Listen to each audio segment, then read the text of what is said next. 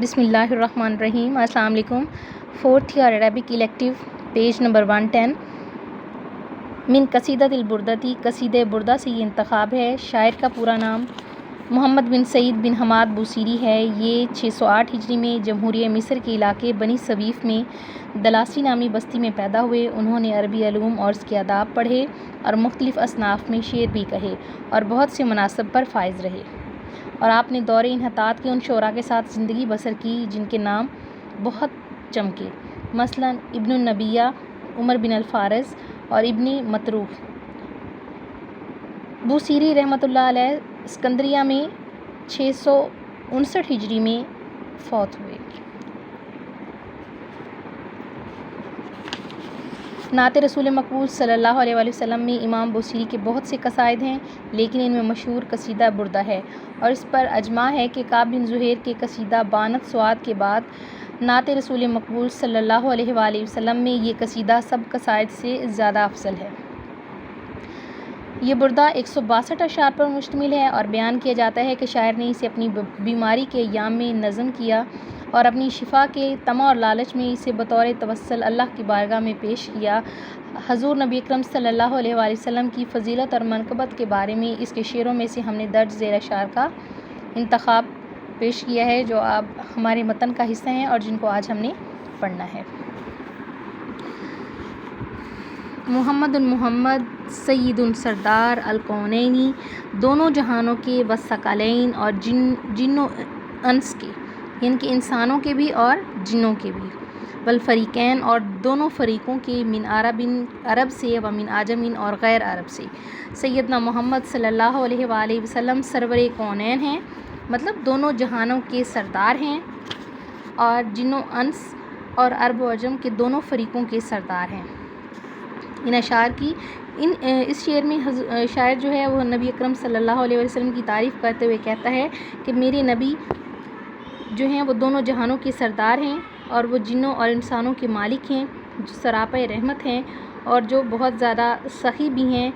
اور حسب نسب کے بادشاہ ہیں، جو عظمت و رفت کی اعلیٰ بلندیوں پر فائز ہیں۔ ان کا نام اور کام تمام کائنات میں اپنا مقام رکھتا ہے، اور آج تک وہ سب سے زیادہ قابل احترام، قابل عزت ہیں۔ دا چھوڑ دے، ماں جو عدات ہو جس کا دعویٰ کیا ہے، النصارہ عیسائیوں نے، فی میں نبیہم اپنے نبی کے بارے میں، وحکم اور پختہ امر، بما جو شیتا تو چاہے، مدحن تعریف کے حوالے سے، فی ہی اس میں، وحتکم اور پختہ یقین کے ساتھ۔ چھوڑ دیجئے اس دعویٰ کو جو عیسائیوں نے اپنے نبی کے بارے میں کیا ہے، اور اپنے نبی کی تعریف میں جو کچھ آپ کہنا چاہتے ہیں وہ کہیے، اور اس کو پختہ یقین کے ساتھ کہیے۔ اس شعر میں شاعر نبی اکرم صلی اللہ علیہ وسلم کی تعریف کرتے ہوئے کہتا ہے کہ میرے نبی ہادی ہیں، وہ دونوں جہانوں کے سردار ہیں، اگرچہ ان کے اعزازات بہت زیادہ ہیں، مگر یہاں جس اعزاز کا ذکر ہے وہ سب سے جدا اور اعلیٰ ہے، اور آپ صلی اللہ علیہ وسلم کا خاتم النبیین ہونا ہے، اس لیے آپ صلی اللہ علیہ وسلم کی شان اقدس سب سے اعلیٰ ہے، اور عیسیٰ کی طرح ان کو اللہ تعالیٰ نے بہت سی باتوں سے پاک کر کے تمام مدح، تمام تعریف صرف ان کے لیے ہی وقف کر دی ہے۔ فنسب، پس منسوب کیجیے، الی ذاتہ ان کی ذات سے، ما شیتا جو تم چاہو، من شرفن بزرگی میں سے، ونسب اور منسوب کیجیے، الی قدرہ ان کی عزت، ان کی قدر کے مطابق، ما شیتا جو تم چاہو، من عظمی ان کی بڑائی۔ آپ صلی اللہ علیہ وسلم کی ذات کی طرف جو بھی شرافت اور بزرگی منسوب کرنا چاہتے ہو آپ کر دیجئے، اور آپ صلی اللہ علیہ وسلم کی قدر و منزلت کی طرف جو بھی عظمتیں منسوب کرنا چاہتے ہیں وہ بھی کر دیجئے۔ اس شعر میں شاعر نبی اکرم صلی اللہ علیہ وسلم کی تعریف کرتے ہوئے کہتا ہے کہ میرے نبی دونوں جہانوں کے سردار ہیں، انسانوں اور جنوں کے مالک ہیں، سراپے رحمت ہیں، وہ بہت زیادہ سخی ہیں، حسب نسب کے بادشاہ ہیں، عظمت اور رفت کی اعلیٰ بلندیوں پر فائز ہیں، ان کا حسب نسب لاجواب ہے، ان کا کردار بھی لاجواب ہے، وہ ہر عیب سے پاک ہیں، اس لیے آپ ان کی مدح میں جو بھی کہنا چاہتے ہیں کہہ دیجئے، ان کی عظمت کا احاطہ انسانی طاقت میں ہرگز نہیں ہے۔ فَإِنَّ پس بے شک، فضلہ فضیلت، رسول اللہ اللہ کے رسول کی، لیسا ہرگز نہیں، لہو اس کے سوا، حد کوئی حد نہیں، فیوربا عنہ ناطقن بولنے والا، بفمی اپنے منہ سے، بلا شبہ اللہ کے رسول صلی اللہ علیہ وسلم کی شان کی کوئی حد مقرر نہیں ہے، اور کسی کی کیا مجال کہ کوئی خواہ کتنا بھی بولنے والا کیوں نہ ہو، وہ اپنی زبان سے آپ صلی اللہ علیہ وآلہ وسلم کی تعریف کا احاطہ نہیں کر سکتا۔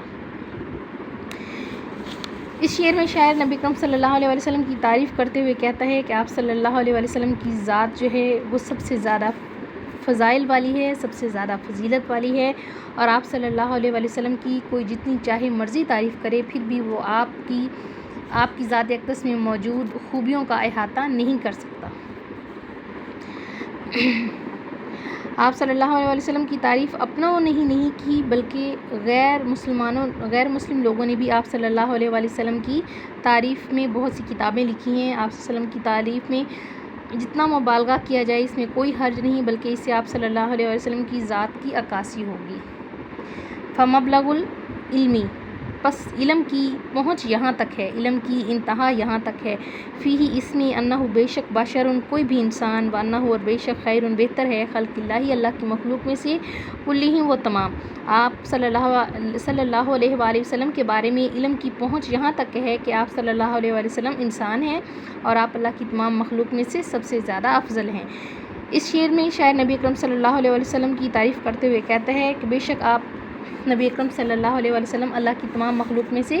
سب سے زیادہ